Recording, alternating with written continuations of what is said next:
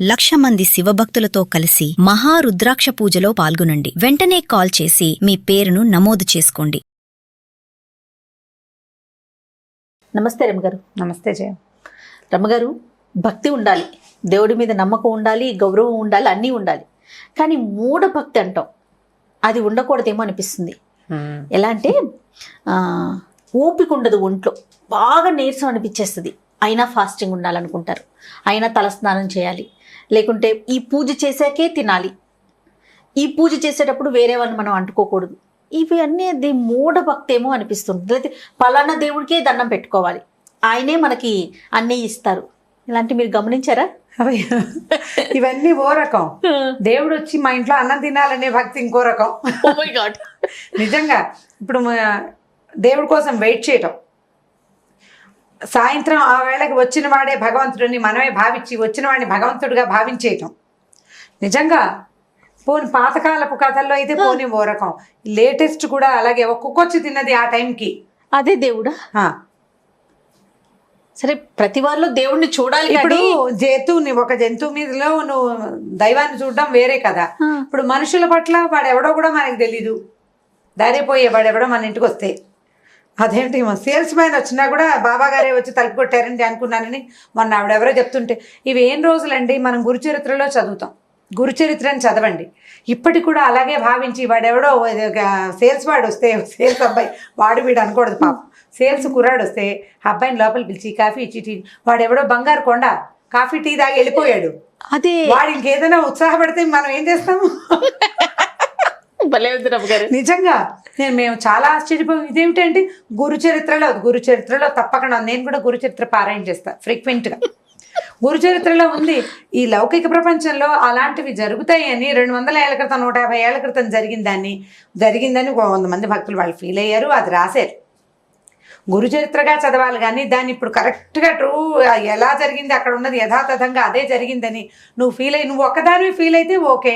వాళ్ళు ఎవరినో రెండో మనిషిని ఇన్వాల్వ్ చేస్తే వాడు సరైన వాడు కాకపోతే మన సంగతి ఏమిటి? ఇవాళ రేపు గ్యాస్ రిపేర్ చేస్తామనే వాళ్ళని కానీ ఎవరిని నమ్మద్దని, అవన్నీ ప్రమాదాలని చాలా భయం వేస్తుంది. పోలీసులు తెగ చెప్తున్నారు.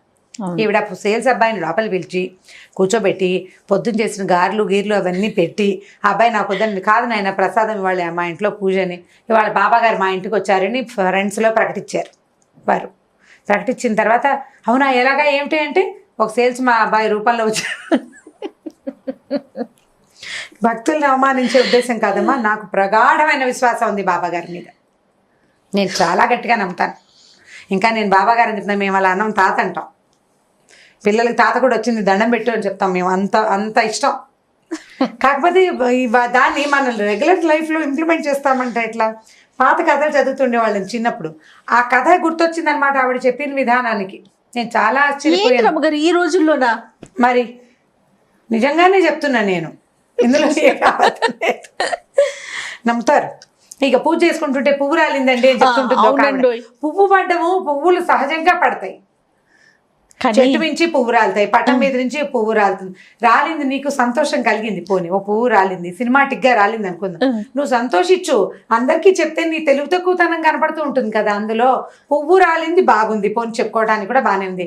ఎవరో వచ్చిన సేల్స్ బాయ్ని బాబా గారుగా భావించారంట మాత్రం బుద్ధిగా బాగుంది, అస్సలు బాగాలేదండి. అదే పాపం అబ్బాయి తెలబోయట, ఏదో పాపం పెడుతుంది, పెద్ద ఆవిడ ప్రసాదం తినేసాడు, బాగానే ఉంది. నువ్వు మీ కోడలకో కూతురుకో చెప్తావు ఈ సంగతి. అది కూడా ఇది మూఢభక్తితో పిల్ల కూడా ఈ పని చేస్తానంటే వచ్చిన వాడు సరైన వాడు అవుతాడో అవడో లేకపోవాలా, అప్పుడేం చేస్తాము? ఒక పాత కథ చెప్తాం. కర్ణాటకలో పండరిపురానికి దగ్గరలో ఒక ఆవిడ, ఇది కర్ణాటక అనుకుందాం, అదే కర్ణాటక కదే. ఈవిడ పార్వతమ్మ అని ఒక ఆవిడ ఉండేదట. ఆవిడ మహాభక్తురాలు.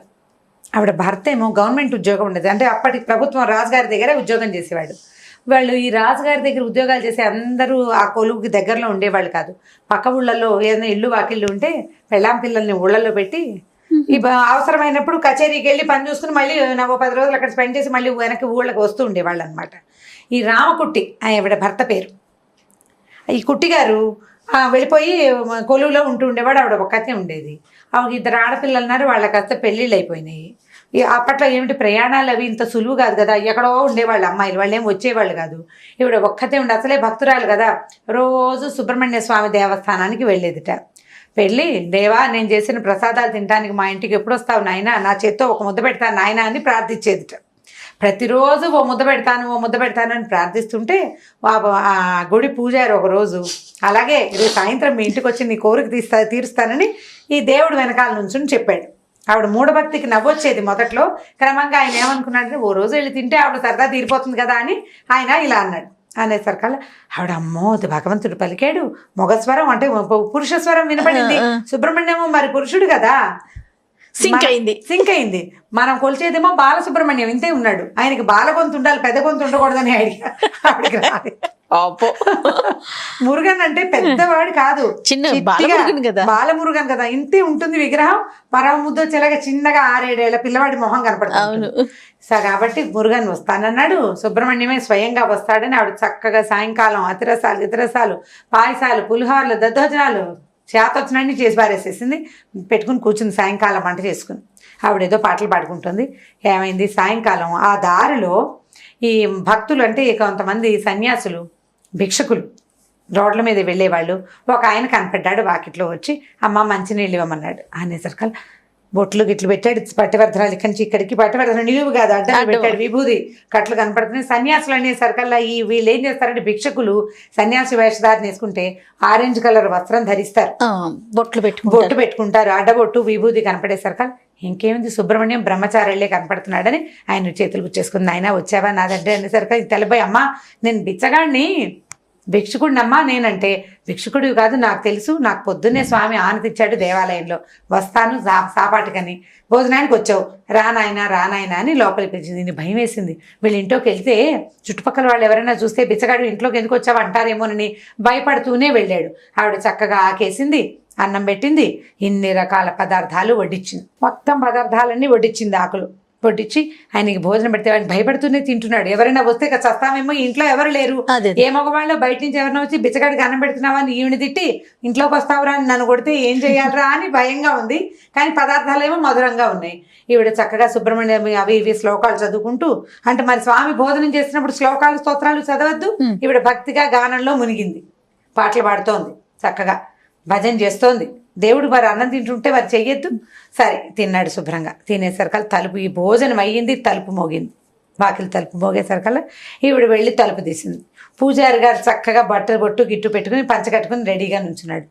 అయ్యో రామా, ఇందాక వచ్చిన వాడు నిజంగానే బిచ్చగాడు, సుబ్రహ్మణ్యం సాక్షాత్తు పూజారి అవతారంలో వచ్చాడు మన ఇంటికి అనుకుని అయ్యా ఉండండి అని పరిగెత్తుకుంటూ లోపలికి వెళ్ళి ఎవరో వచ్చారు నాయనా, నువ్వు పైకి వెళ్ళి అటక మీద పడుకో, పొరపాటు పడ్డాను అని చెప్పి ఈ కుర్రాన్ని వచ్చాడే భిక్షకుడు వీడిని అటక మీదకి ఎక్కించింది. అటకలు బహుపెద్దవి వాళ్ళ ఇంట్లో. ఓ మూలకి సర్దుకున్నాడు. ఆహారం ఫుల్గా తినేసరికల్లా మెల్లిగా అటక వెచ్చగా ఉంది, ఆయన నిద్రకు పడ్డాడు. ఈయన ఏం చేశాడు, వచ్చిన అర్చకుడిని కూర్చోబెట్టింది ఈవిడే, మళ్ళీ చక్కగా అన్ని వడ్డించింది, బోళ్ళు చేసుకుంది పదార్థం. ఎందుకంటే ఇది భుక్తశేషం కదా, స్వామివారు వచ్చి భోజనం చేస్తాడు, అప్పుడు మిగిలిందంతా ప్రసాదం కదా, చుట్టుపక్కల నలుగురికి పంచాలని బాగా ఇతోధికంగా చేసుకుంది పదార్థం. ఈయనకి కంచం పెట్టింది, మళ్ళీ ఆకు పెట్టింది, మళ్ళీ పదార్థాలన్నీ వడ్డించింది. ఈయన శుభ్రంగా భోజనం చేసినంతసేపు ఈవిడ సుబ్రహ్మణ్య భజన చేసుకుంటూ కూర్చుంది. తిన్నాడు. ఈయన భోజనం అవ్వగానే గుర్రపు డెక్కల చప్పుడు వినపడింది వాకిట్లో. చూస్తే భర్త వచ్చేసాడు. ఆయనేమో భక్తుడు కాదు, అసలు ఇంట్లో ఉన్న పెద్దవాళ్ళకి ముందు పోయిన పెద్దవాళ్ళకి తద్దినాలు కూడా పెట్టనంత పరమ నాస్తికుడు. ఈవిడికేమో భక్తి విశేషాలు పెంచు, ఒంటరిగా ఉండేసరికి భక్తి హెచ్చింది పాపం. ఈవిడ కంగారు పడి అయ్యగారు తమరు మరలా భావించకండి స్వామి, నా భర్త వచ్చాడు, అతను నాస్తికుడు, దైవాన్ని నమ్మడు, ఏదైనా మాట అంటాడేమో, ఈ ఇంట్లో నుంచి బయటికి వెళ్ళేందుకు ఇంకో ఉపాయం లేదు, మీరు ఒక పని చేయండి, అటకెక్కి పడుకుని విశ్రాంతి తీసుకోండి, మా ఆయన పడుకున్నాక నేను మిమ్మల్ని పంపిస్తాను అని చెప్పి ఈ రెండో అయ్యవారిని కూడా అటకెక్కించింది అమ్మగారు. ఓకే. ఈయన అటకెక్కి పడుకున్నాడు. అటక పెద్దగా ఉందిగా, ముందు వెళ్ళిన వాడు ఆ చివరికి వెళ్ళి పడుకున్నాడు, ఈయన ఇక్కడ పడుకున్నాడు. భర్త లోపలికి వచ్చాడు. ఈవిడ ఆకులు గీకులు తీసేసింది. లోపల ఏమే అన్నాడు, పలకరించాడు, మాట్లాడుకున్నారు ఇద్దరు. మాట్లాడుకున్నాక ఏమైంది, భోజనం వడ్డించు అన్నాడు. ఈవిడ అతిరసాలు పాయసాలు తీసేసరికల్లా ఆయన తెల్లబడి, ఏమిటే ఈ హడావిడి, ఇవన్నీ వండుకున్నావు ఎందుకే ఒక్కదానివి, నేను వస్తానని ఉత్తరం అన్నా రాయలేదు కదా అనేసరికల్లా ఏమిటోనండి తెల్లవారుజామున కల వచ్చింది, అందుకని బాగా వండేనండి అన్ని పదార్థాలు, సరే వస్తే వస్తారు కళ ప్రకారం రాకపోతే పొద్దున ఎవరికైనా పెడదాం అనుకున్నానండి అని వడ్డించింది, తిన్నాడు. ఇంతలో ఏమైంది, ముందు పరివరాజకుడు వచ్చాడు కదా భిక్షుకుడు, ఆయన ఫుల్గా తిని పడుకున్నాడు కదా, మంచి నిద్రలో ఈ అతిరసాలు పాయసము తర్వాత పులిహార తినేసరికి దాహం వేసింది. నిద్రలో మంచినీళ్ళు మంచినీళ్ళు అన్నాడు. అనేసరికల్లా ఏమిటో ఎవరే కేకలు పెట్టినారు అనేసరికల్లా ఈవిడ వెంటనే ఏం చేసింది, తెలివిగా భక్తురాలు కాదండి, పెద్దలకి మనం నీళ్ళన్నా వదలటం లేదు. ముందు మన ఇంట్లో పోయిన మీ నాన్నకి మీ తాతకి మీ అవ్వకి ఎవరికి నీళ్ళు వదలటల్లా. ఆ పెద్దలు రోజు పిలుస్తున్నారండి, ఆ నీళ్ళ కోసం పిలుస్తున్నారు అని ఆ అటక వైపుకి తిరిగి, అయ్యా ఓ పెద్దవాడా నువ్వు ఎక్కడ వాడివో ఇక్కడికి వచ్చి కూర్చున్నావు, ఈ అటక మీద కొంచెం అవతలకి కొబ్బరికాయలు ఉన్నాయి, కొంచెం యువతలకి పొత్రం ఉంది, ఆ పొత్రం మీద ఆ కొబ్బరికాయ కొట్టుకుని అవే మంచినీళ్ళని పుచ్చుకో నాయన, పుచ్చుకొని శాంతించు, నా భర్త భోజనం చేస్తున్నాడు అని చెప్పింది. చెప్పేసరికల్లా ఈ భిక్షకుడికి అర్థమైంది, ఓహో ఈవిడ భర్త వచ్చాడు మంచినీళ్ళు తాగమంటోంది అని ఆలోచించుకుని ఏం చేశాడు, అటు ఇటు వెతికాడు, కొబ్బరికాయ దొరికింది. ఇప్పుడు పొత్రం దొరకాలి, ఆ అటు ఇటు కదిలేసరికల్లా పూజారి ఉన్నాడు కదా, ఆయనకి నున్నటి గుండు, వీడి చేతికి ఆ గుండు తగిలింది. అదే గుండ్రాయనుకుని ఈ కొబ్బరికాయ ఠాపామని కొట్టాడు. కొట్టేసరికల్లా పడుకున్న పూజారికే ఉవ్వమని లేచాడు. అయ్యే బాబోయ్ చచ్చాను రో, దేవుడో ఏరేసరికల్లా ఈ కింద ఉన్న ఆయన తెలిపాడు, ఇదేమిటి 2 గొంతులు వినపడుతుంది. అవునండి మీ నాన్న తాత పెద్దలు అరుస్తున్నారండి, నీళ్ళు వదలమని అరుస్తున్నారు, మీ వల్ల ఇలా అయింది చూసారా, ఇన్ని రోజుల నుంచి వాళ్ళని నేను ఆపాను, నా భర్త వచ్చి మీకు నీళ్ళు వదులుతాడు ఉండండి అని ఆపాను, ఇప్పుడు మీరు వచ్చేసరికల్లా వాళ్ళిద్దరు అరుస్తున్నారండి అంది. అనేసరికల్లా ఏమైంది, ఈయన ఎత్తి మీద తగిలిందిగా వీడు వెంటనే ఈయన గబగబా లేచి ఆ చీకట్లో తడుగున్నారు. మామూలుగానే అప్పటికి లైట్లు లేవు, ఏదో దీపాల వెలుగులో పనులు కానిచ్చుకునేవాళ్ళు. అటక మీద చీకటి గుయ్యాలి, ఇంకా చీకటి కదా, ఇంకా చీకటి కోణం కదా. సరే ఏమైంది, ఇద్దరు చేతులు పుచ్చుకునే సరికల్ ఒకళ్ళ చేతులు ఒకళ్ళకి అందిని, అందే సరికల్లా ఇద్దరు తనుకుని కిందకి పడ్డారు అటక మీద నుంచి. పడేసరికల్లా ఈయన అన్నం తింటున్నాయని హడిలిపోయాడు.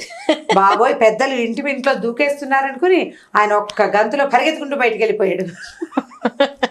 ఆయన బయట పరిగెత్తి ఏం చేశాడు, పెద్దలు వీళ్ళిద్దరు కూడా వచ్చారు, మరి వెనకాల వాళ్ళు బయటికి వెళ్ళాలి కదా, ఈ ఇద్దరు స్వాములు కూడా బయటికి పరిగెత్తేసరికల్లా పెద్దవాళ్ళు తన వెంట పడుతున్నారనుకుని, బాబు మీకు నీళ్ళు వదులుతాను పాలు వదులుతాను అన్ని వదులుతాను నాయన నన్ను వదిలిపెట్టేసేయండి అని గవాళ్ళు ఎక్కిన గుర్రం ఎక్కొచ్చాడు కదా, దాని మీదకి చెంగుమని ఒక దూకి గుర్రాన్ని పరిగెత్తిచ్చాడు. గుర్రానికి పక్కన ఇంత చెర్నాకోలు ఉంటుంది, ఆ చెర్నాకోలని ఇట్లా విసిరితే పరిగెడుతుంది. ఈయన ఈ కంగారులో బాగా విసిరేసేసాడు ఆ చెర్నాకోలని. విసిరేసరికల్లా కొంచెం దానికి కొస ఉంటుంది దూరంగా, వెనక్కి వేసినప్పుడు ఆయన వీపు మీదే తగులుతుంది. అది వీపు మీద ఒకసారి గుర్రానికి ఒకసారి తగులుతోంది. వీపు మీద తగిలేసరికి ఏమనుకున్నాడు, ఈ పెద్దవాళ్ళు తన వెనకాలే వస్తున్నారు. బాబోయ్ నన్ను వదిలిపెట్టండి, నీళ్ళే కదా ప్రతి సంవత్సరం వదిలిపెడతాను నాయన, కాశీ వెళ్ళి రామేశ్వరం వెళ్ళి మీకు నీళ్ళు వదిలిపెడతాను, నన్ను వదిలేయండి అని పరుగులు ఆ గుర్రం మీద పరిగెత్తేసాడు. వీళ్ళిద్దరు బతుకు జీవుడాని చెరో పక్కకి వెళ్ళిపోయారు వాళ్ళిద్దరు. ఈవిడ ఈ భగవంతుడు తనకి కల్పించిన ఈ లీలా విశేషాన్ని చూస్తూ మరి ఇంకేమనాలి, కాసేపు అయ్యాక మెల్లిగా శాంతపడి భర్త ఆయన్ని తిరిగి వస్తాడులే అని స్థిమితంగా కూర్చుంది. ఇక మరుసటి సంవత్సరం నుంచి తద్దినాలు పెట్టుకున్నారనమాట. ఈవిడ మూఢభక్తి ఈ స్థితికి తీసుకొచ్చింది కంచికి మనం ఇంటికి. చాలా బాగుందండి. దీనికి ఒక మోరల్ ఉంది, ప్లస్ మంచి బాగుంటుంది, పిల్లలకి చెప్తానికి ఇంట్రెస్టింగ్ గా అనిపిస్తుంది. పిల్లలకే కాదు పెద్దవాళ్ళకు కూడా చెప్పండి. భక్తి కథగానే తెలుసుకోవాలి, అంతేగాని అది మన జీవితంలో జరుగుతుందేమోనని ఆలోచించకూడదు. రైట్. ఓకే రమ్య గారు, థ్యాంక్ యూ. నమస్తే.